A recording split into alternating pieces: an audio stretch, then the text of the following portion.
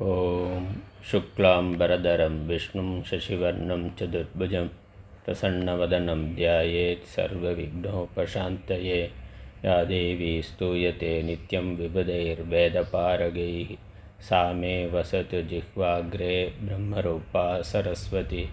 निधये सर्वविद्यानां विषजे भवरोगिणां गुरवे सर्वलोकानां दक्षिणामूर्तये नमः। श्रीदक्षिणामूर्तिसुदेशिकेन्द्रं द्वैपायनं सूत्रकृतं मुनीन्द्रं श्रीशङ्करं भाष्यकृतं यतीन्द्रं मद्देशिकञ्चापि नमामि विद्यै। ॐ सहनाववतु सहनो भुनक्तु सह वीर्यं करवावहै तेजस्विनावधीतमस्तु मा विद्विषावहैः। ॐ शान्ति शान्ति शान्तिः।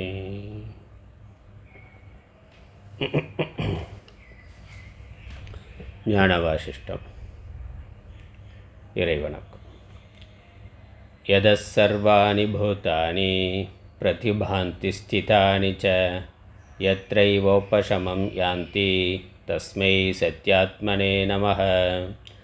பெண்மை பாதியன் பெற்ற களிற்றினை அண்மை தூர மரவகத்துண்ணுவாம் தென்மை ஞானச் சிறப்புயர் வாசிஷ்டம் உண்மையாக ஒருங்குறை செய்யவே.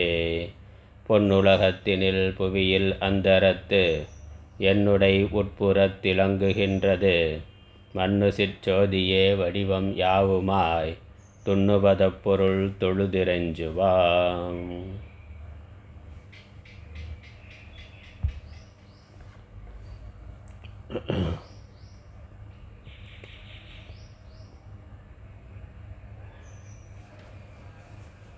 இன்றைக்கு பகவத்கீதை பாஷ்யம் பார்க்கலாம்னு சொல்லியிருந்தேன். ஆனால் இப்போ ஞான வாசிஷ்டம் தான் பார்க்குறோம். ஏங்கிறத வகுப்பு முடிகிற பொழுது சொல்கிறேன். ஞான வாசிஷ்டம் 6வது நிர்வாண பிரகரணம், 1வது புசுண்டன் கதை, 28வது பாடல்.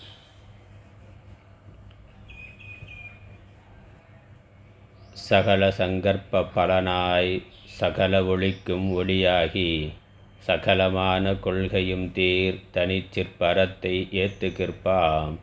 சகல சங்கற்பமும் அற்று சகல சந்தோடமும் அற்று சகல ஆரம்பமும் அற்ற தனிச்சிற்பரத்தை ஏத்துகிற்பாம்.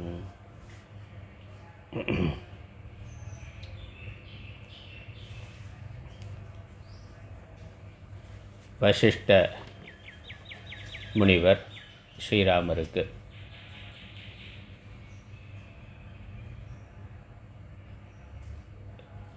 சங்கராதி தேவர்கள் நாரதாதி ரிஷிகள் அடைந்த அந்த ஞான நிஷ்டையை நீ அடைவாயாக என்று ஆசீர்வாதம் செய்தார். முக்தி என்பது என்ன, முக்திக்கான சாதனம் என்ன என்பதெல்லாம் உபதேசித்த பிறகு இவ்வாறு ஆசீர்வாதம் செய்தார். அதற்கு ஸ்ரீராமர் சங்கராதி தேவர்களுடைய அந்த உறுதியான ஞானம் என்ன, துக்கத்தை போக்குவதான அந்த தெளிந்த உறுதியான ஞானம் என்ன என்பதை வினவினார். அதற்கு வசிஷ்டர் சொன்னார், இவை அனைத்தும் பிரம்மமே, எல்லாம் பிரம்மம் என்பதுதான். காண்பது, காண்பவன், அனைத்தும் காணப்படுவது, அல்ல திரிபுட்டி என்று சொல்லப்படுகின்ற அறிபவன், அறிதல், அறியப்படும் பொருள் என்று இவ்வாறு உலகத்தில் தோன்றுகின்ற எல்லா பேதங்களுக்கும் ஆதாரமாக இருப்பது ஒரே பிரம்மமே, ஒரே பரம்பொருளே என்ற ஞானத்தினால் அவர்கள் விருப்பு வெறுப்பு அற்றவர்களாக இருக்கின்றார்கள். நான், எனது என்ற அகங்காரம் மமக்காரம் இல்லாதவர்களாக, நான் இது என்ற பேத உணர்வு இல்லாதவர்களாக இருக்கிறார்கள். அதுவே துக்கம் இல்லாமல் இருக்கிறதுக்கான காரணம். அப்புறம் நான் இது என்று இருக்கின்ற அனைத்தும் ஒரே சச்சிதானந்த பிரம்மமே. ஆனால் இங்கு எல்லாம் பிரம்மம், பிரம்மம் ஆனந்த ஸ்வரூபம். ஆகவே அவர்கள் எப்பொழுதும் ஆனந்தத்தை அனுபவிப்பவர்களாக இருக்கின்றார்கள். ஞானிகளுக்கு இந்த உலகம் இன்பமயம் என்று சொன்னார். அறிஞர்க்கு உலகு ஆனந்தமயம், அறியாதவர்க்கு இடர்மயமாம். இந்த ஞானம், அத்வைத ஞானம் இருக்கக்கூடியவர்களுக்கு உலகம் ஆனந்தமயமாக, ஒரே ஆத்மமயமாக இருக்கின்றது. தன்னையும் ஆத்மாவாகவே அறிகிறார்கள். உலகம் என்று தெரிவதையும் அவர்கள் ஆத்மாவாகவே காண்கின்றார்கள். அதனால் எப்பொழுதும் ஆனந்தத்தில் இருக்கிறார்கள். விவகாரத்தில் உடல் என்ற உபாதியில் இன்ப துன்பங்கள் வரலாம். அது பிராரப்தத்தினால் வருவது, அது தற்காலிகமாக இருப்பது மித்யாவானது. அதனால் வாஸ்தவமான ஆத்மா ஒரு பொழுதும் பாதிப்பு அடைவது இல்லை. அந்த ஞானத்தினால் சரீரத்தில் இருக்கிற பொழுது சரீரத்துக்கு சுகதுக்கங்கள் வந்தாலும் அதை சாட்சியாக பார்த்து கொண்டு இருக்கிறார்கள். அதை என்னுடையதுன்னு நினைக்கிறது இல்லை. சரீரத்திற்கு வந்திருக்கிறது, இருக்கின்றது. அது அறியாமையில் இருந்த காலத்தில் செய்த வினையினுடைய பயனாக வந்திருக்கின்றது. அதனால் அது இருக்கிற வரைக்கும் இன்பம் துன்பம் என்பது மாறி மாறி வரும். அதிலையும் இன்பத்தை விட துன்பம் மிகுதியாக வரும். இலக்கம் உடம்பு இடும்பைக்கு என்று கலக்கத்தை கையாரா கொள்ளாதாம் மேல் என்று இடுக்க நழியாமையில் திருவள்ளுவர் சொல்கிறார். உடம்பு என்பதே துன்பத்திற்கு இடமானது என்ற அந்த ஞானம் இருக்கிறதுனால அது உடம்பினுடையது, ஆத்மாவாகிய என்னுடையது இல்லை என்று சாட்சியாக பார்த்து கொண்டிருக்கிறார்கள். இந்த அபிமானம் தான் நமக்கு அதிகமான துக்கத்தை கொடுக்கிறது. அபிமானம் இல்லைன்னா சரீரத்துக்கு வரக்கூடிய துன்பங்கள் கூட குறைவாகத்தான் இருக்கும். மனதிற்கு ஞானத்தினால துன்பம் இல்லை, அல்லது மனதும் ராஜச தாமச குண மாறுபாட்டினால துன்பத்தை அடையலாம். ஆனால் ஞானம் அதற்கு மேலே அதையும் சாட்சியாக பார்ப்பதாக இருக்குது. எப்போ அபிமானம் நமக்கு போகுதோ, அகங்காரம் மமக்காரம் போகுதோ, அப்பொழுதே சரீரத்தில் நோய் இருந்தாலும் அதனால் ஏற்படக்கூடிய துன்பத்தினுடைய அளவு அது குறைவாகவே இருக்கும். அபிமானம் தான் அதீதமான துன்பத்தை நமக்கு கொடுக்கின்றது. அதில் அபிமானம் போனாலே துக்கமானது சரீரத்துக்கு உடலால் ஏற்படக்கூடிய துன்பமானது குறைந்து போகும். அதற்கு மேலே நம்மளுடைய கல்பனையினால் நாம் ஏற்படுத்தி கொண்டுகின்ற துன்பங்கள் எல்லாம் இல்லாமல் போய்விடும். இல்லை, பிராத்திபாசிகமாக ஜீவன் அவனுடைய அறியாமையினால் கல்பித்து கொண்ட சம்சாரமானது முற்றிலும் நிவர்த்தியாகி விடுகின்றது. ஈஸ்வர சிருஷ்டியாக வியாபகாரிக்கத்தில் இருக்கிறது. அது பிராரப்தம் இருக்கிற வரைக்கும் சரீரம் இருக்கும். அது வர்றது வரும் போகும். அது ஆத்மாவுக்கு இல்லைங்கிற ஞானத்தினால அதிலிருந்து அவர்களால் விலகி இருந்து பார்க்க முடிகின்றது.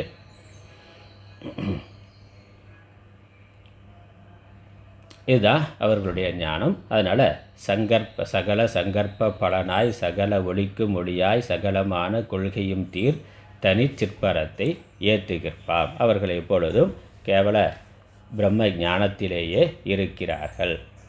அந்த சிந்தனையிலேயே, அந்த தியானத்திலேயே, அந்த திருஷ்டியிலேயே எப்பொழுதும் அவர்கள் இருக்கிறார்கள். அதில் விழிப்புடையவர்களாக இருக்கிறார்கள். அதனால் சங்கல்ப பலன் இதெல்லாம் கொடுப்பது, எல்லாத்துக்கும் ஆதாரமாக இருப்பது பிரம்மம், ஒளிக்கு மொழியாக இருப்பது அதுவே. அங்கு கொடுக்கல் வாங்கல் என்பது எதுவும் இல்லை என்று புரிந்து கொண்டு அவர்கள் எப்பொழுதும் பிரம்மத்தை வணங்கி கொண்டு போற்றிக்கொண்டு இருக்கின்றார்கள். அப்புறம் புதிதாக எந்த சங்கல்பமும் செய்வது இல்லை. ஏற்கனவே செய்த சங்கல்பத்தினுடைய பலன் அதுதான் வினை பயனாக வருகின்றது. அதை சாட்சியாக இருந்து பார்த்து ஏற்றுக்கொண்டு அனுபவித்துக் கொள்கிறார்கள். அதை ஏற்றுக்கொள்வதற்கு தயாராக இருக்கிறார்கள். மனோரீதியாக அவர்கள் தெளிவாக இருக்கிறார்கள். அப்புறம் புதிதாக எந்த சங்கல்பமும் செய்வது இல்லை. அதனால் சகல சங்கல்பமும் அற்று புதிதாக விதமான சங்கல்ப விகல்பம் எதுவும் இல்லாமல் அவர்கள் இருக்கிறார்கள். அதற்கும் ஒரு உதாரணம் சொல்லப்பட்டது. சென்ற பாடல்களை பார்த்தோம். ஒரு வழிப்போக்கனை பார்க்கின்ற பொழுது அவனுடைய நமக்கு விதமான கொடுக்கல் வாங்கும் தொடர்பும் இல்லை என்றால் இது வரைக்கும் அவனோட நமக்கு விதமான அனுபவமும் இல்லை, அறிமுகம் இல்லாத நபர் என்றால் அந்த இடத்துல நமக்கு இவ்விதமான சங்கல்ப விகல்பமும் வருவது இல்லை, உதாசீனமாக பார்க்கின்றோம். அதே போல் ஞானிகள் எப்பொழுதுமே உலகத்தை எல்லா விஷயங்கள்லையுமே உதாசீனமாக பார்க்கிறார்கள், இவ்விதமான சங்கல்ப விகல்பமும் இல்லாமல். அதனால் தான் மனது அற்று என்று அதை சொல்கின்றோம், மனோ நாசம் என்று சொல்லுகின்றோம். அதனால் அந்த சங்கல்ப விகல்பம் பண்ணுற ராஜச தாமச குணங்கள் இல்லை. சத்வகுணம் இருக்குது, அது ஞானத்தில் தெளிவாக இருக்குது, அதனால் ஆனந்தத்தில் இருக்குது. ஆகவே இனிமேல் வெளியே இருந்து அடைவதற்கு எந்த சுகமும் இல்லை. அந்நியமாக வெளியே புறப்பொருள்கள் இருக்குது, அதிலிருந்து சுகம் வருதுங்கிற எண்ணமானது இல்லை. அவர்கள் தன்னில் தான் இன்புற்றவர்களாக அந்த சத்துவகுண பிரதானமாக இருக்கிறதுனால இருக்கிறார்கள். இந்த சங்கல்ப விகல்பமெல்லாம் ராஜச குணத்தினுடைய காரியம். அதனால் அந்த சங்கல்ப விகல்பம் இல்லாமல் சகல சந்தோஷமும் அற்று, இந்த விஷய சந்தோஷம் என்பது அவர்கள் எதிர்பார்க்காதவர்களாக. அதனால் சந்தோஷம் துக்கம் ரெண்டுமே, சகல சந்தோஷமும் அற்றுனா சகல சுக துக்கங்கள் இல்லாதவர்களாக, விஷயத்தினால் வரக்கூடிய இருமைகளால் வரக்கூடிய சுகதுக்கங்கள் என்னுடையது எனக்கு என்று நினைக்காதவர்களாக இருக்கிறார்கள். சரீரத்துக்கு வரலாம், அது புண்ணிய பாபத்தினால் வர்றது, ஆனால் அது வந்தால் தான் எனக்கு நிறைவு நிம்மதி என்ற எண்ணம் அவர்களுக்கு இல்லை. புறத்தில் சரீரத்தில் ஏதாவது வந்தால் பிராரப்தத்தினால் வந்ததுன்னு அதை ஏற்றுக்கொள்ளுகிறார்கள். மாறி துக்கம் வந்தால் அதுவும் பிராரப்தத்தினால் வந்திருக்கிறதுன்னு அதையும் ஏற்றுக்கொள்ளுகிறார்கள். அதனால் அதில் அவர்கள் சலனம் அடைவது இல்லை, அதனால் அற்றுன்னு இருக்குது.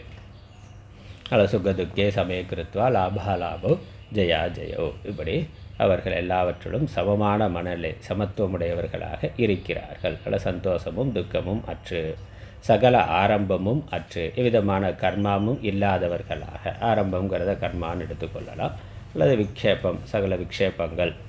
ஆரம்பங்கிற வார்த்தைக்கு கர்மாங்கிற அர்த்தம் இருக்குது. கர்ம பலனை உண்டு பண்ணி கொடுக்கறதுனால பகவத்கீதையில் அந்த சப்தம், அந்த வார்த்தை வருது. கர்மாவை ஆரம்பங்கிற சப்தத்தினால சர்வாரம்ப பரித்தியாகி என்று இருக்கின்றது. எல்லா கர்மங்களையும் துறந்தவராக, நான் செய்கிறேங்கிற எண்ணம், ஏதோ கர்மா பண்ணாலும் அது உலக நன்மையின் பொருட்டு செய்வதாக நான் செய்கிறேங்கிற எண்ணம் இல்லாதவர்களாக இருக்கிறார்கள். அதனால் மா போகி என்றெல்லாம் ஞான இதில் கைவல்ய நவநீதத்தில் பார்க்குறோம். மாத்தியாகி மா போகி என்பதெல்லாம் வருகின்றது. அப்படி தற்சித் பரத்தை ஏற்றுகிற்பாம். அவ்வாறு அவர்கள் இருந்து மேலான பரம்பொருளை வணங்கி கொண்டு இருக்கிறார்கள். எப்பொழுதும் அதையே சிந்தித்து கொண்டு இருக்கிறார்கள். அல்லது இதெல்லாம் அந்த தனி சித் பதத்துக்கான அப்ஜெக்டிவாக போட்டுக்கொள்ளலாம். இந்த ஞானிகளுக்கான அப்ஜெக்டிவாக எடுத்துக்கொள்ளலாம், அல்லது பரம்பொருளுக்கான அப்ஜெக்டிவாக இது எல்லாவற்றையும் எடுத்துக்கொள்ளலாம். அதனால் தனிச்சித் பரத்தை, அதனால் சகல ஆரம்பமும் அற்ற தனிச்சித் பரத்தைனா இவ்விதமான கர்ம பலன் இதெல்லாம் இல்லாததாக அவர்கள் இருக்கிறார்கள். முதல்ல சகல சங்கல்பமும் அற்று சகல சந்தோஷமும் அற்று என்பது ஞானிகளை பற்றி சொல்லுது. இதை தனிச்சித்பரம்ங்கிறது சகல ஆரம்பமும் இல்லாத விதமான விகல்பமும் விகாரமும் மாறுபாடும் இல்லாத அந்த தனிச்சித்பரம், மேலான பரம்பொருள் பரபிரம்மம். அதை வணங்கி கொண்டு இருப்போம் என்று அடுத்த பாட்டில் தொடருது. என்னும் அறுதி உடையோராய் என்ற உறுதி உடையவர்களாக. அதனால் தனிச்சித்பரத்தை ஏற்றுகிற்பாம் என்னும் அறுதி உடையோராய். அப்படிப்பட்ட பரம்பொருளை எப்பொழுதும் வணங்கி கொண்டிருப்போம், எப்பொழுதும் அதையே தியானித்து கொண்டிருப்போம் என்ற நிச்சயம் உடையவர்களாக என்று அடுத்த பாடலில் தொடர்ச்சி வருகின்றது. அடுத்த பாடலை படிக்கலாம். 29வது பாடல், பக்கம் 425 29வது பாடல். என்னும் அறுதியுடையோராய் எல்லா நினைவுகளும் இன்றி முன்னும் உண்மையராய் அன்னார் முழு மெய் சாந்தம் சமம் என்னும் துண்ணு பதத்தே சுகித்திருப்பர் சமமா நிராசை தொடர்மனத்தோர் மண்ணு புந்தி நிறை தீரர் வாழ்வில் சாவில் மகிழ்ந்தயரார்.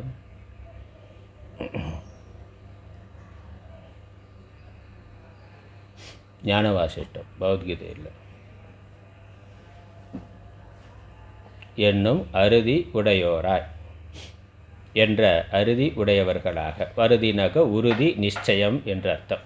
நல்ல அறுதியிட்டு கூறுதல் என்று சொல்கிறோமே, அப்போ நிச்சயித்து கூறுதல், முடிவு செய்து கூறுதல், முடிவான கருத்தை கூறுதல் என்ற அந்த அர்த்தம். நல்ல அறுதி அப்படின்னா உறுதிங்கிற அர்த்தம் அல்லது இறுதி என்ற அர்த்தம் நமக்கு பிரயோகத்தில் இருக்குது. அறுதியிட்டு கூறுதல் என்றனா வரையறுத்து கூறுதல், நிச்சயித்து கூறுதல் என்பது.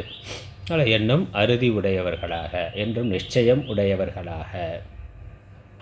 என்னது? அந்த தனிச்சித் பரத்தை ஏத்துகிற்பாம் என்னும் அறுதி உடையோராய். மேலான பரம்பொருளையே எப்பொழுதும் சிந்தித்து கொண்டிருப்போம் என்ற நிச்சயம் உடைய. அதற்கு அந்நியமாக அதற்கு வேறாக ஒன்றும் இல்லை, அது பூர்ணமாக இருக்கின்றது என்று அந்த ஞானத்தினால எப்பொழுதும் அனன்யாஸ் சிந்தையன் தோமாம், வேறு எந்த சிந்தனையும் இல்லாமல் தச்சிந்தைய ததாத்மானக என்று அதையே சிந்தனை செய்பவர்களாக, அதையே ஆத்மாவாக கொண்டவர்களாக இருக்கிறார்கள்.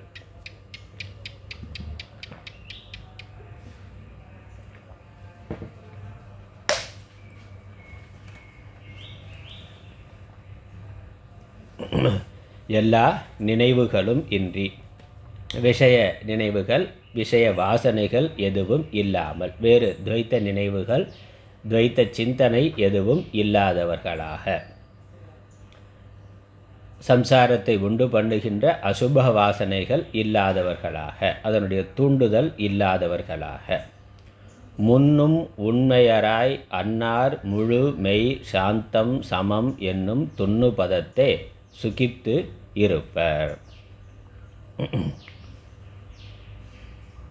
முன்னும் அப்படின்னா பொருந்துகின்ற, உண்மையராய் அன்னார் உண்மை சத்தியராக, உண்மையை அறிந்தவர்களாக, உண்மை உடையவர்களாக, உண்மையானவர்களாக, சத்தாக சாதுக்களாக, சத்தியத்தை கடைபிடிப்பவர்களாக, சத்தியமான பரம்பொருளை அறிந்து சத்தியத்தையே பின்பற்றுபவர்களாக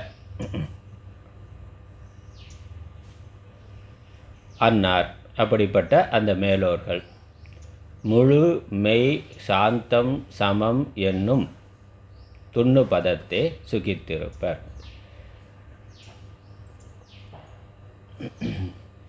அந்த மேலான பதத்தை, மேலான பிரம்ம பதத்தை அடைந்து அதையே அனுபவித்து கொண்டிருப்பார்கள். அதிலேயே அந்த பிரம்ம நிர்வாணம்னு சொன்னாரே, அந்த பிரம்ம பதத்திலேயே அவர்கள் எப்பொழுதும், அந்த பிரம்மானந்தத்திலேயே எப்பொழுதும் இருப்பார்கள். அது எப்படிப்பட்டது? முழு மெய் சாந்தம் சமம். முழுமையாக, முழு மெய், முழுங்கிறது முழுமை, பூர்ணமான அல்லது ஆத்தியந்தரகிதமான, முடிவு முதல் இல்லாத மெய் சத்தியம், நித்திய சத்தியமான, நிரந்தரமான சத்தியமான, நித்திய சத்தியமான, முதல் முடிவு இல்லாத, காலவரையறை இல்லாத, தேச வரையறை இல்லாத அந்த சத்தியம்.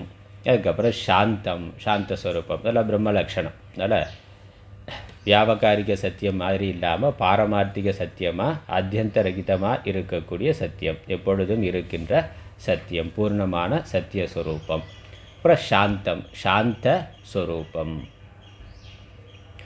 சமம், எங்கும் சமமாக இருக்கக்கூடிய பரம்பொருள் என்னும் இவ்வாறு இருக்கின்ற துண்ணு பதத்தை சுகித்து இருப்பார்கள்.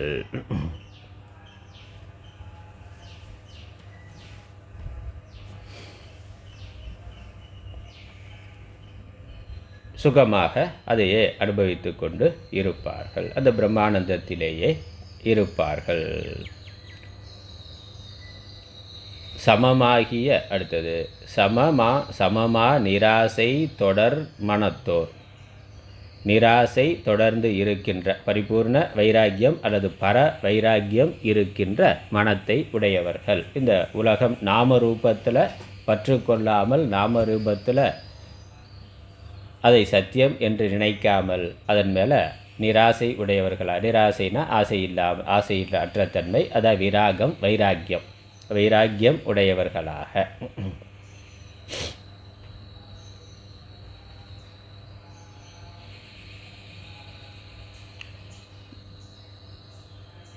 தொடர் மனத்தோர், நிராசை தொடர் மனத்தோர், எப்பொழுதும் நிராசை தொடர்ந்திருக்கின்ற மனத்தை உடையவர்கள், பர வைராக்கியம் உடைய மனத்தை உடையவர்கள்.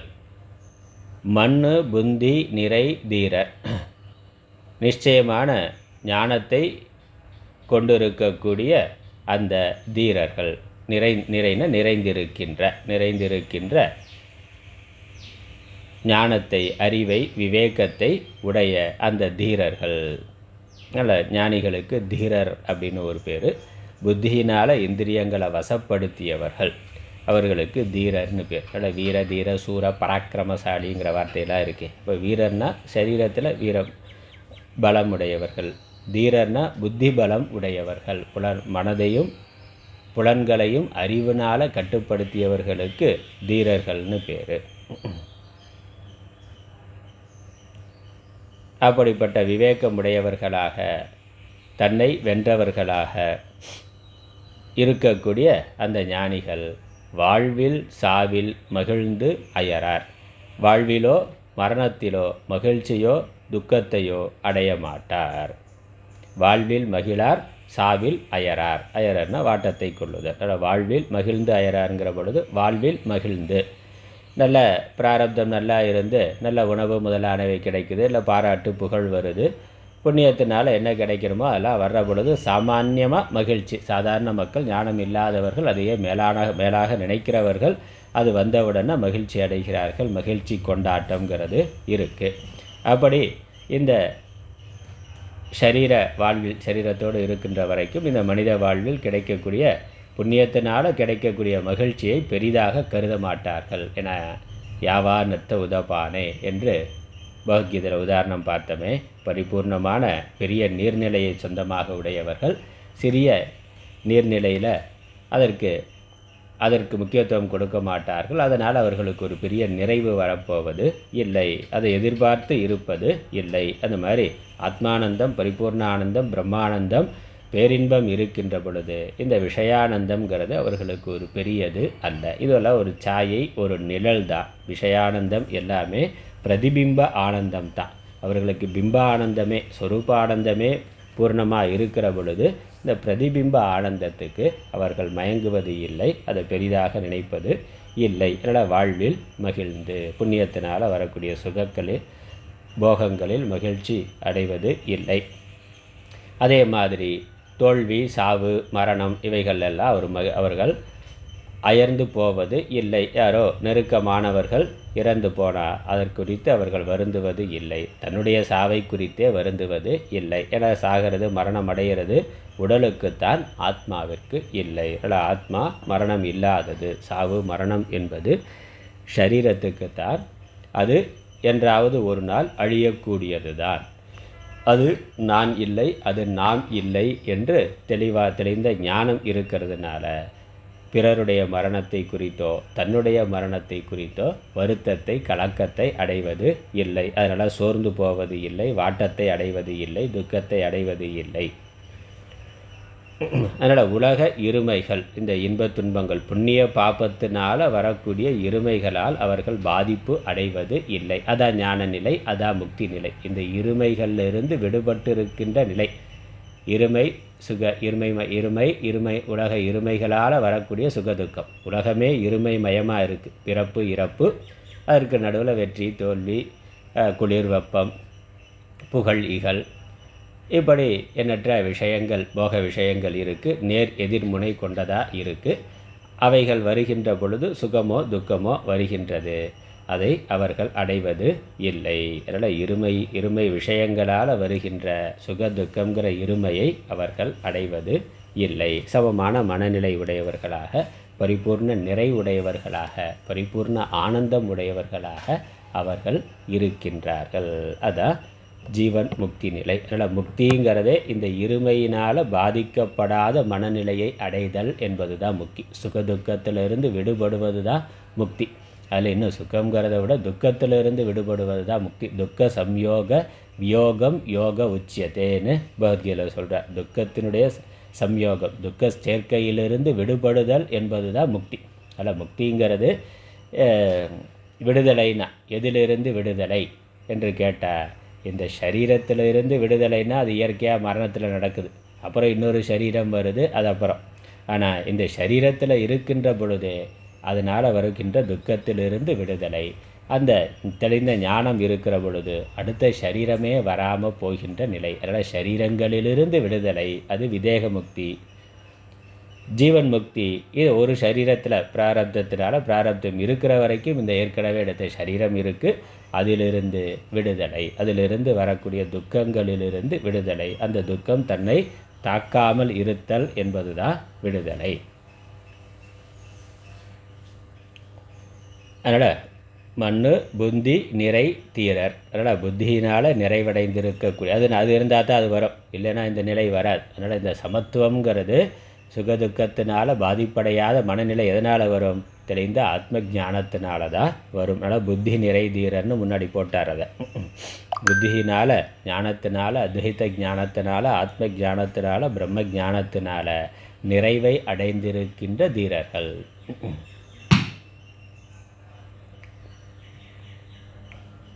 வாழ்வில் சாவில் மகிழ்ந்து அயரார் என்று இந்த ஜீவன் முக்தர்களை பற்றி, அதிலேயும் இந்த ஜீவன் முக்தி அந்த அத்வைத ஆத்ம ஞானத்தினால ஆத்ம ஞானத்தில் நிச்சயம் உடையவர்களான சங்கராதி தேவர்கள் நாரதாதி ரிஷிகள் எப்படி இருப்பார்கள்னு கேட்டார். அதை தெளிவாக சொல்லிட்டார். மேற்கொண்டு ஸ்ரீராமர் கேட்கின்றார். 30வது பாடல். என்ற முனியை மெய்ஞான வினோதத்தாதல் இது அன்றி நின்ற உயிரின் தடையாலே ஆதல் நிகழ்வாதனை நீங்கி ஒன்று துயர் தீர்ந்து உயர் ஜீவன் முக்தர் இருந்தது உரையென்று வென்றி வடிவேளவன் கேட்ப வேத வசிஷ்டன் விளம்புற்றான். என்ற முனியை மெய்ஞான வினோதத்து ஆதல் இது அன்றி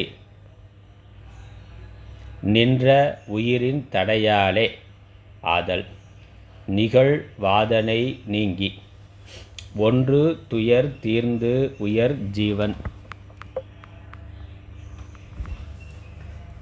ஜீவன் முக்தர் இருந்தது உரை என்று வென்றி வடிவேளவன் கேட்ப வேத வசிஷ்டன்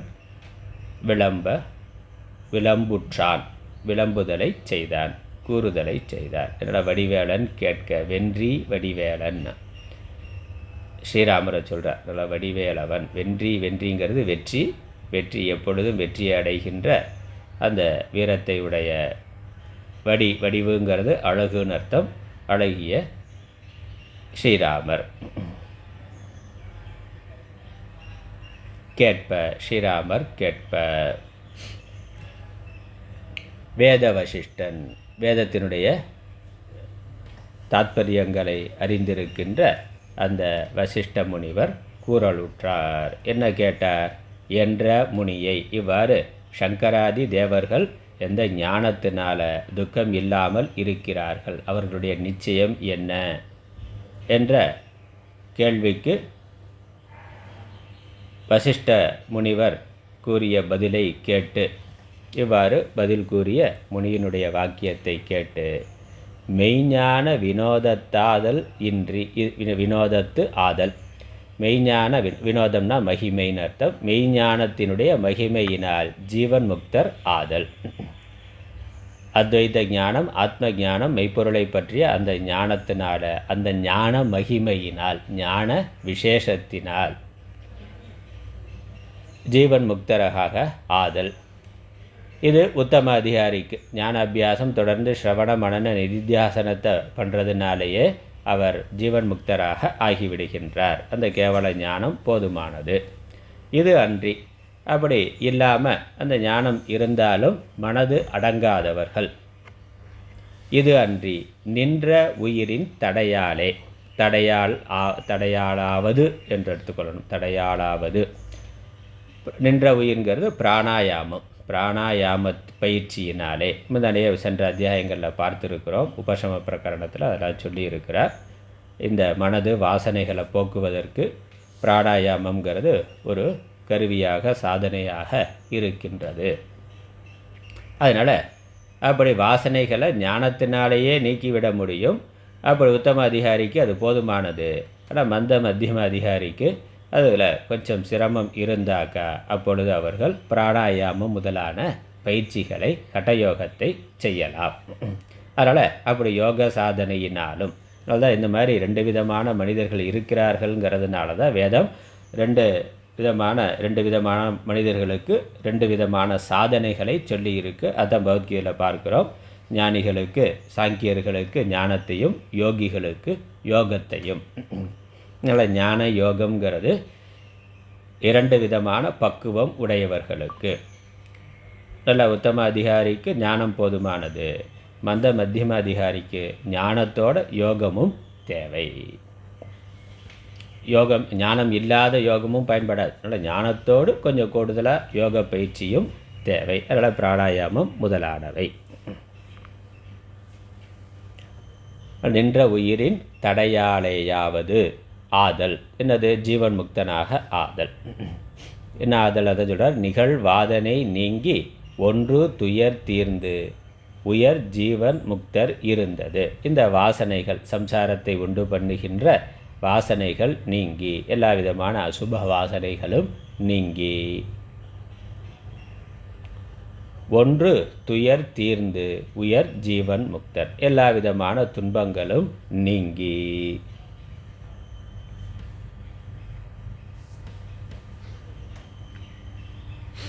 ஒன்றுனா ஒன்றின்னு அர்த்தம். ஒன்றுனா ஏக்கம்ங்கிற அர்த்தம் இல்லை. ஒன்றுனா ஒன்றி வந்திருக்கின்ற என்ற அர்த்தம். வந்த துக்கம், நம்மை சேர்ந்து வந்திருக்கின்ற துக்கமானது, சம்சாரத்தில் தொடர்ந்து துக்கமானது இந்த சரீரத்தை ஒட்டி வந்து கொண்டே இருக்கின்றது. அப்படி வந்த துக்கமானது தீர்ந்து, எல்லா விதமான துயரங்களும் தீர்ந்து, வாசனை நீங்கியது, துயரம் தீர்ந்தது. அத்வைத ஞானத்தினால, மெய்ஞானத்தினால அல்லது மெய்ஞானத்தோடு கூடிய பிராணாயாம பயிற்சிகளால் தீர்ந்து உயர் ஜீவன் முக்தர் இருந்தது. அப்படி இருந்த ஜீவன் முக்தர்களுடைய பற்றிய கதையை, வரலாறுகளை சொல்வீர்களாக. அப்படி இருந்த, அதனால் ஜீவன் முக்தர் இருந்தது உரை. ஜீவன் முக்தர் அப்படி இருக்கக்கூடிய ஜீவன் முக்தர்களை பற்றிய வரலாறுகளை, கதைகளை சொல்லுங்கள் என்று கேட்கின்றார். இருந்தது உரை என்று.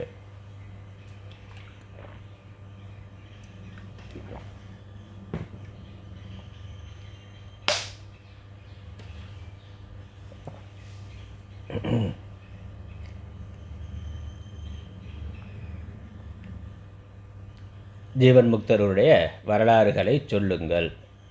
எப்படி அவர்கள் ஞானத்தினாலேயும் இந்த பிராணாயாமம் முதலான யோக சாதனைகளாலேயும் வாசனைகள் நீங்கி துக்கம் தீர்ந்தவர்களாக ஜீவன் முக்தர்களாக ஆனார்கள் என்று அவர்களை பற்றி அந்த வரலாறுகளை, கதைகளை சொல்லுங்கள் என்று ஸ்ரீராமர் கேட்க வசிஷ்டர் கூறுகின்றார்.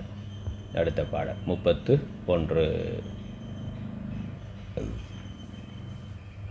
உருகும் பிறவித் துயரறுக்க யோகப் பெயராம் யூகம்தான் இருமை உண்டாம் மெய்ஞானம் ஏக்கம் உயிரின் தடையேக்கம் வரும் இவ்விரண்டும் யோகப் பேர் மருவும் எனினும் உயிர்த்தடைக்கே பெருக உரித்தாம் யோகப் பேர் பினாக பாணி உரைத்ததுவே.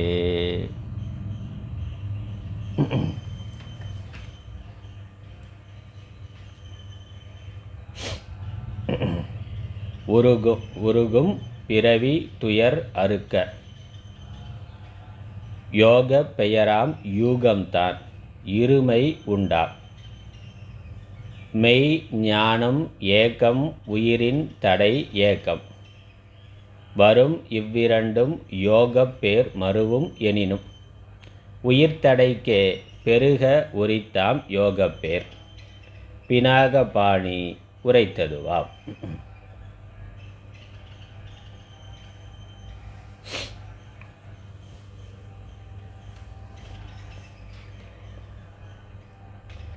உருகும் பிறவி துயர் அறுக்க. உருகின உருகி வருகின்ற, தொடர்ந்து வருகின்ற பிறவியாகிய துயர் அறுக்க. பிறவியே துயர். பிறவி துயர், பிறவியில் வரக்கூடிய துயர் இருக்குது. பிறவியே துயர். பிறந்தார் உருவது பெரும் துன்பம். அதனால் பிறவியே துயர், பிறவியாகிய துயர் அறுக்க, பிறவியாகிய துன்பம் நீங்க. யோக பெயராம் யூகம்தான். யூகம் என்பது யுக்தி, யுக்திங்கிறது இங்கே உபாயம். யோகம் என்ற பெயரில் 2 உபாயங்கள், இருமை உண்டாம், 2 உபாயங்கள் இருக்கின்றன. அதனால் இந்த சம்சார பிறவி துயர் அறுக்க, பிறவி துயரை நீக்குவதற்கு யோகம்ங்கிற பெயரில் 2 சாதனைகள் இருக்கின்றன, 2 உபாயங்கள் இருக்கின்றன. என்னது? மெய்ஞானம் ஏகம். ஞான யோகம் என்பது ஒன்று, உயிரின் தடை ஏகம், யோகம் என்பது இன்னொன்று.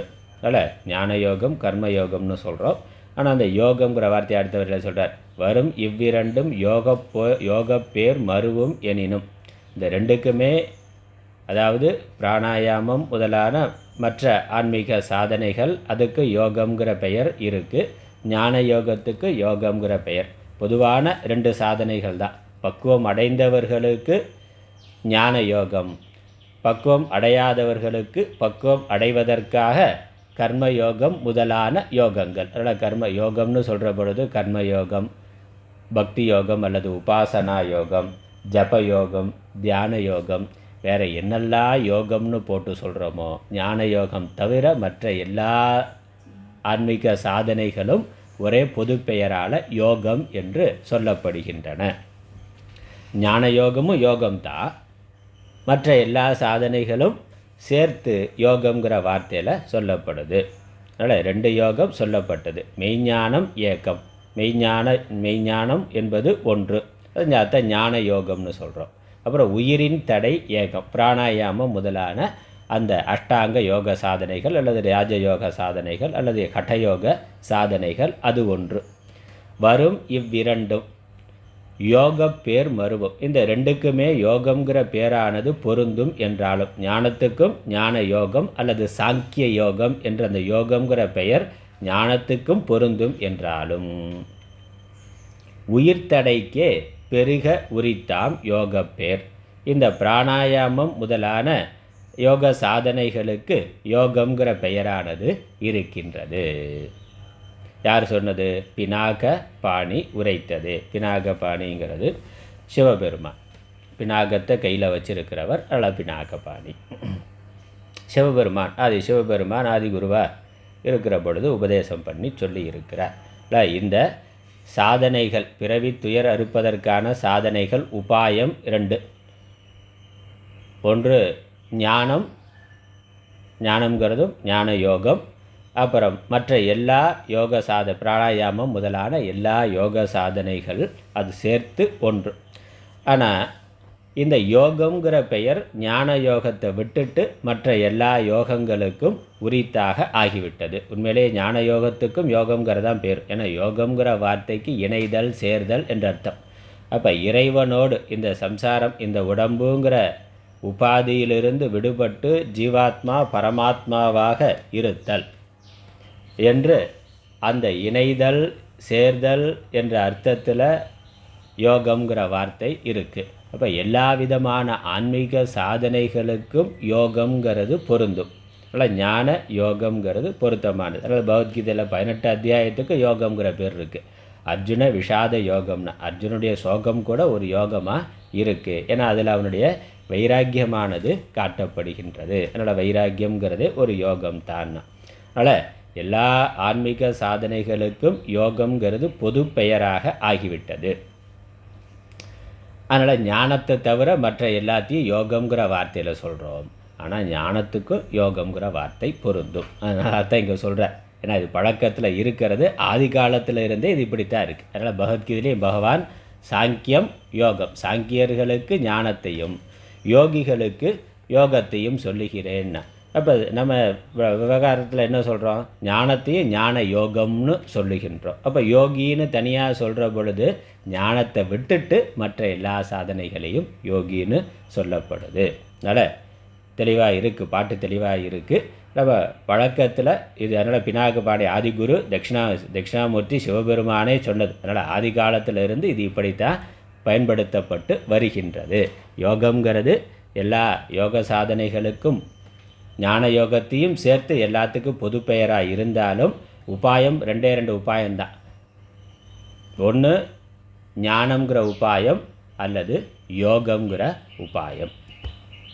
யோகம்ங்கிற உபாயம்ங்கிற பொழுது ஞானம் தவிர மற்ற எல்லா ஆன்மீக சாதனைகளும் யோகம்ங்கிறதுல பொருந்தி விடுகின்றது. இங்கே பிராணாயாமத்தை பிரதானமாக சொல்கிறார். அதுதான் சம்பிரதாயமானது. அதுதான் ஏன்னா மனசோட வாசனைகள் மனது செயல்படுவதற்கு ஆதாரமாக இருக்கிறது ரெண்டு.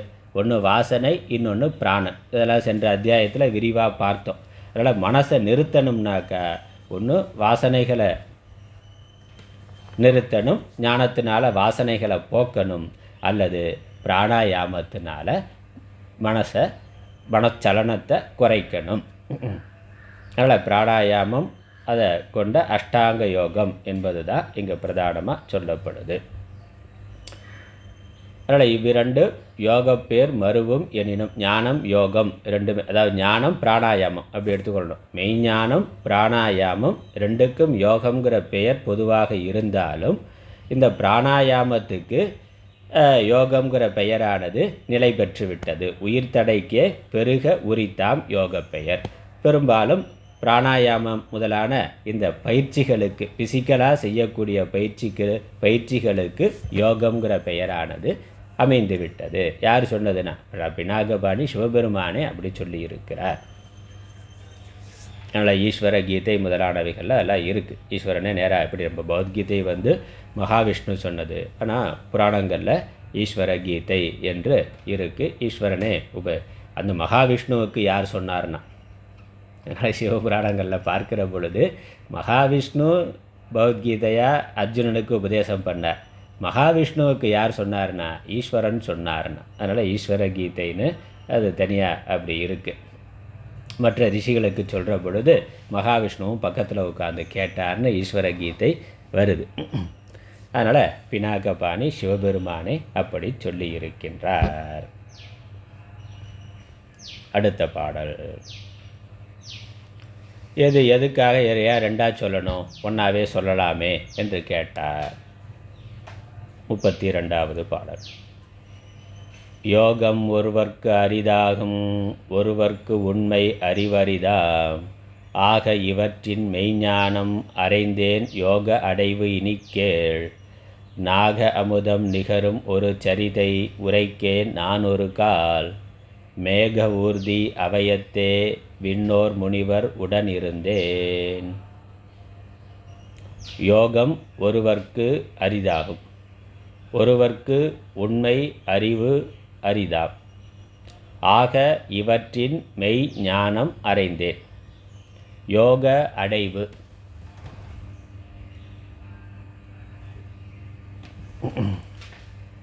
யோக அடைவு இனி கேள். யோகம் ஒருவர்க்கு அரிதாகும். இந்த ஜீவர்கள் மனிதர்களுடைய தகுதியை வைத்து பார்க்கிற பொழுது, அவர்களுடைய பக்குவத்தை வைத்து பார்க்கிற பொழுது அவர்களை இரண்டாக பிரிக்கலாம். ரெண்டே பிரிவு தான், நிறைய பிரிவு கிடையாது. யோகம்ங்கிற பேரில் எண்ணற்ற சாதனைகள் நம்ம சொல்லி கொண்டு இருந்தாலும் மொத்தத்தில் ரெண்டே பிரிவு தான். அதனால் பகவத்கீதையில் துவாவிமௌ புருஷௌ லோகேன்னு முன்னாடி ரெண்டு சொல்லிட்டார். ரெண்டே மார்க்கம் தான். ஒன்று ஞான மார்க்கம், மற்றது யோக மார்க்கம். அதில் யோகம் ஒருவருக்கு அரிதாகும். ஒருவருக்கு யோகம் பண்ணுறது கஷ்டமாக இருக்கும், ஒருவருக்கு ஞான யோகத்தை அபியாசம் பண்ணுறது கடினமாக இருக்கும். அது அவர்களுடைய மனதை பொறுத்து, அவர்களுடைய பக்குவத்தை பொறுத்து.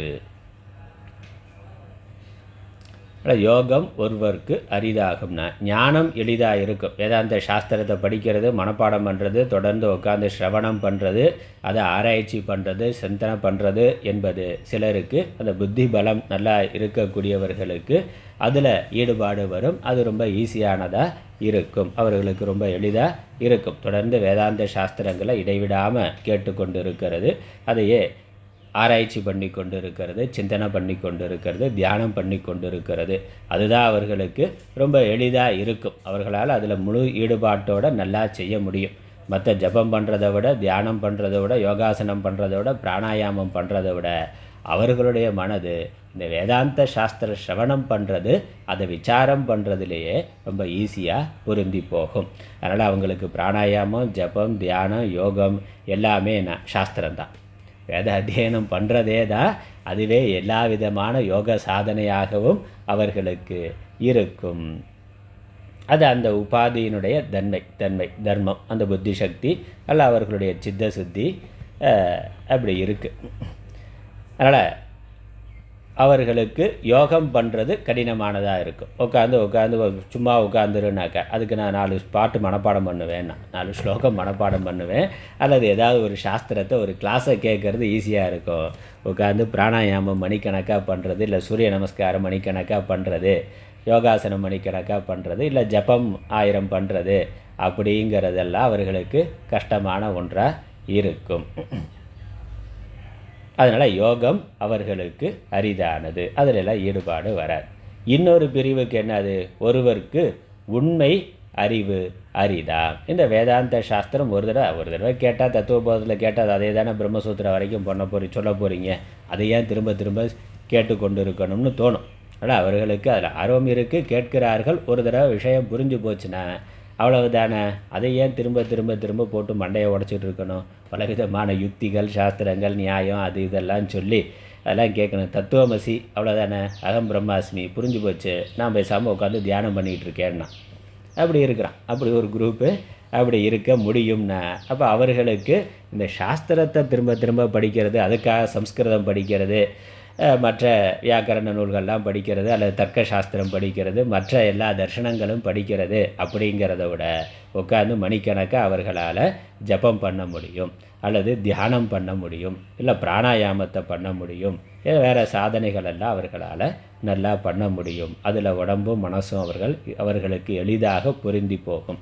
அதுக்கு அதீத ஞானம் இல்லைன்னு இல்லை, அது ஒரு தடவை கேட்டால் அவ்வளோதான், அகம் பிரம்மாஸ்மி ஓகே அவ்வளோதான் அப்படி அவர்களுக்கு. அதனால் யோகம் ஒருவருக்கு உண்மை அறிவு அரிதாம். இந்த உண்மையை, சத்தியத்தை சொல்லுகின்ற சாஸ்திரங்களை விசாரம் பண்ணி அதையே படித்து கொண்டு கேட்டுக்கொண்டு இருக்கிறதுங்கிறது கடினமானதாக இருக்கும். அப்படி இருக்கிறதுனால ஆதி காலத்தில் இருந்து தட்சிணாமூர்த்தி தொடங்கி சதாசிவ சமாரம்பம்னா அவர் தொடங்கி, அதனால் பினாக பாணி உரைத்ததுவேன்னு சொல்லிட்டார், அவர் தொடங்கி இந்த 2 மார்க்கமானது சொல்லப்பட்டிருக்கின்றது. ஆனால் ஆன்மீகத்தில் இருக்கக்கூடியவர்களுக்கு 2 சாதனை தான். ஒன்று கர்மயோகம் முதலான யோக சாதனைகள், அல்லது ஞான யோக சாதனை. தீவிரமாக சாஸ்திரங்களை படிக்கிறது, அல்லது கர்மயோகம், பக்தி யோகம், உபாசனை, ஜபம், தியானம் இவைகளை முழுமையாக பண்ணி கொண்டு இருக்கிறது. இந்த 2 சாதனை தான். இதை தவிர வேறு ஒன்றும் இல்லை. ஆக இவற்றின் மெய்ஞானம் இது இப்படி 2 இருக்குது. ஒருவருக்கு ஒன்றொன்று எளிதாக இருக்கும்.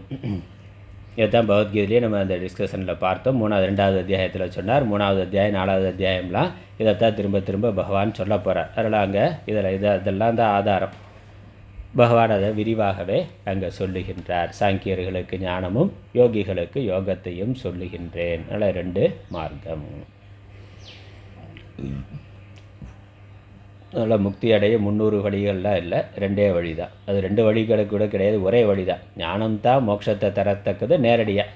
அந்த ஞானத்தில் திடமாக இருக்கிறதுல தடை இருந்தால், ஸ்ரவண மனன நிதித்தியாசனம் பண்ணுறதுல தடை இருந்தாக்கா அப்பொழுது பிராணாயாமம் முதலானவைகளை சகாயமாக வைத்து கொள்ளலாம்.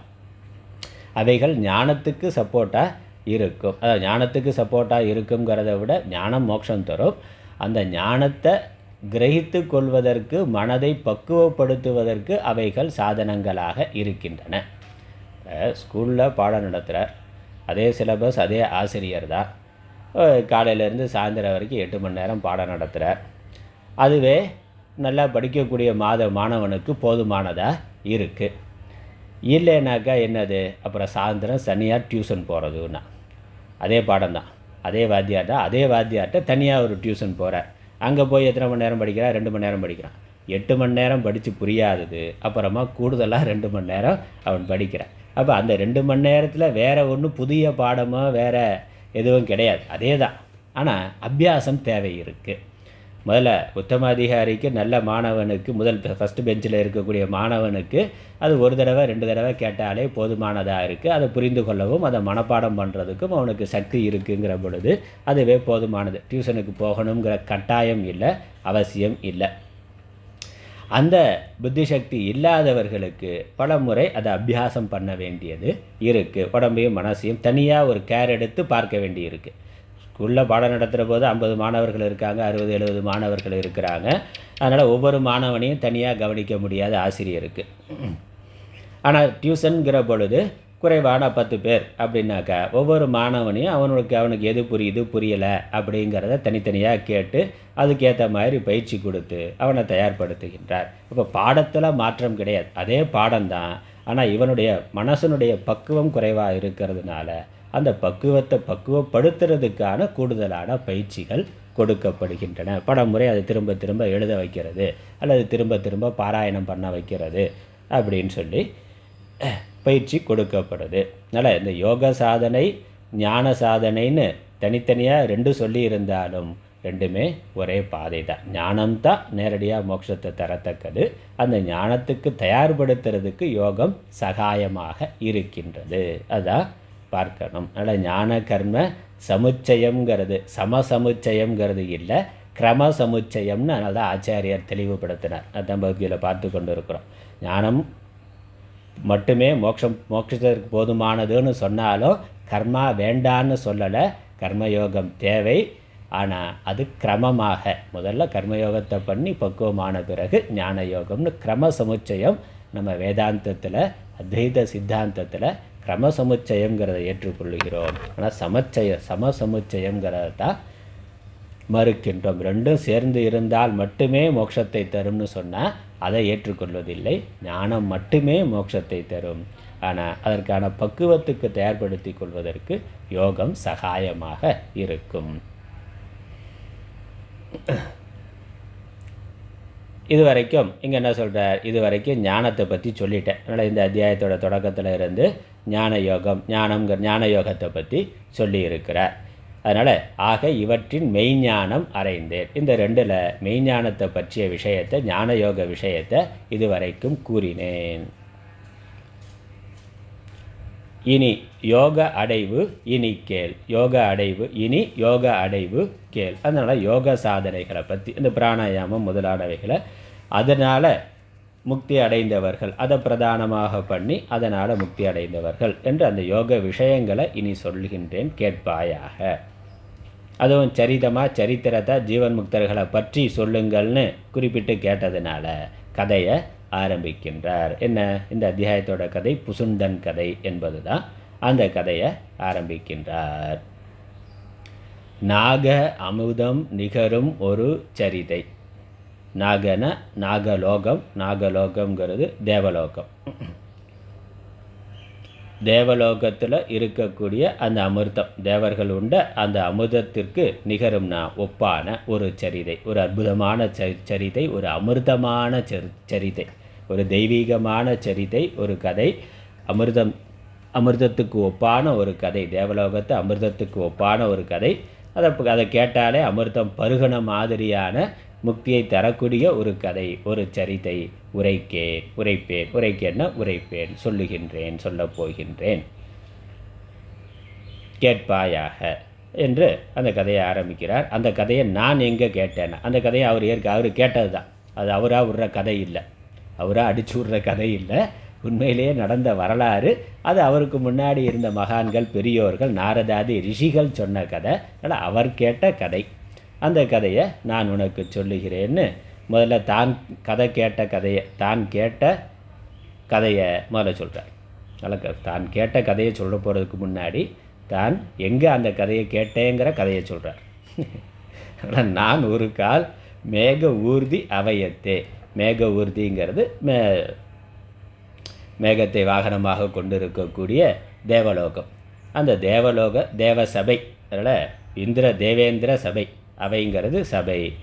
அந்த இந்திரலோக சபை, தேவலோகத்தில் அந்த தேவர்களெல்லாம், இந்திரன் முதலான தேவர்கள்லாம் கூடியிருந்தார்கள். விண்ணோர் முனிவர் உடன் இருந்தோர். அவையத்தே, அதனால் மேக ஊர்திங்கிறது மேகத்தை உறுதியாக கொண்டு இருக்கக்கூடிய தேவலோகம், தேவேந்திர சபை. அந்த தேவேந்திர சபையில் தேவர்கள் எல்லாம், மற்ற முனிவர்கள் எல்லாம், தேவர்கள் மட்டுமல்ல, தேவலோகத்துக்கும் சென்று வரக்கூடிய முனிவர்கள் இருக்காங்களே, பூலோகத்துலேயும் இருப்பாங்க, தேவலோகத்துக்கும் போயிட்டு வருவாங்க.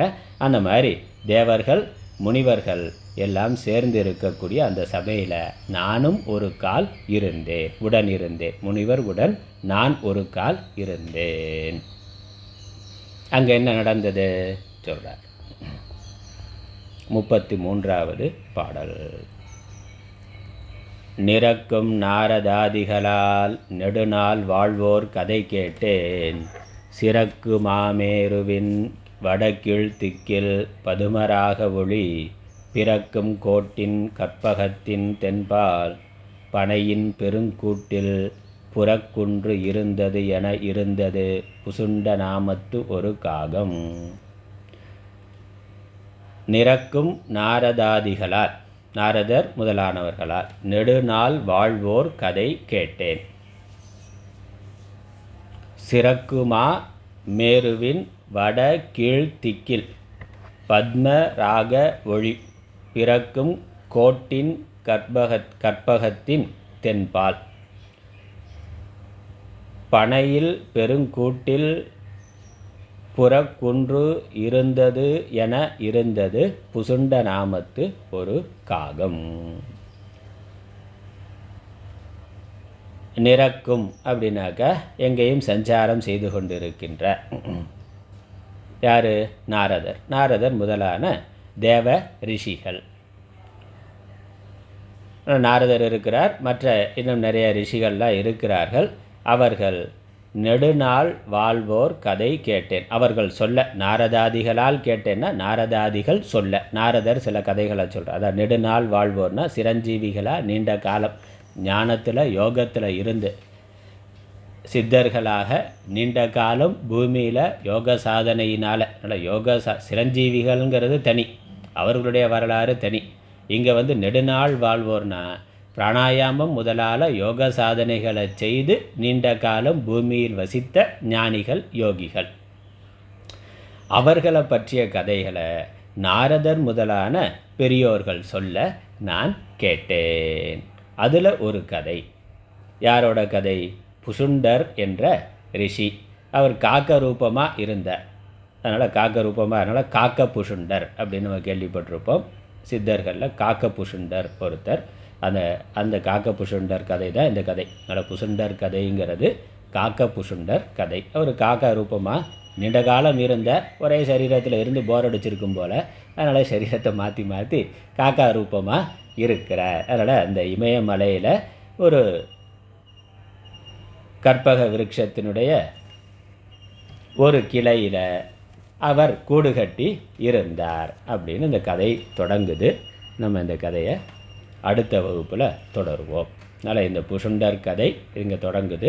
இது வரைக்கும் அதற்கான ஹிதோபதேசமாக முகவுரையாக விஷயங்கள் நிறையா வந்திருக்கு.